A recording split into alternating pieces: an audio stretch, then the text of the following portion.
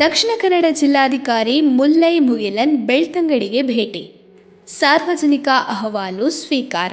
ಜಿಲ್ಲಾಧಿಕಾರಿ ಮುಲ್ಲೈ ಮುಗಿಲನ್ ಇಂದು ಸಂಜೆ ಬೆಳ್ತಂಗಡಿ ತಾಲೂಕಿಗೆ ಭೇಟಿ ನೀಡಿ ಸಾರ್ವಜನಿಕ ಅಹವಾಲು ಸ್ವೀಕರಿಸಿದರು.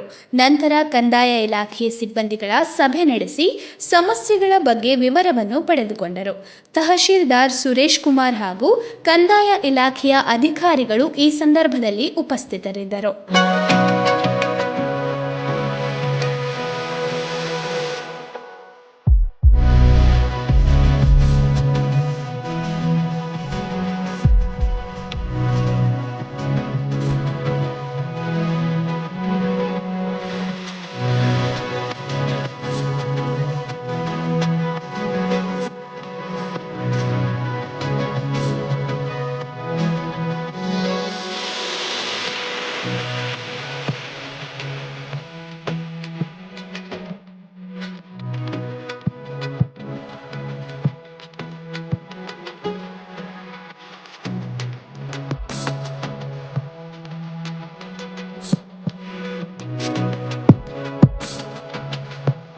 ಸತ್ಯ, ಸ್ಪಷ್ಟ, ನೇರ ಸುದ್ದಿಯೊಂದಿಗೆ ಯು ಪ್ಲಸ್ ಟಿವಿ.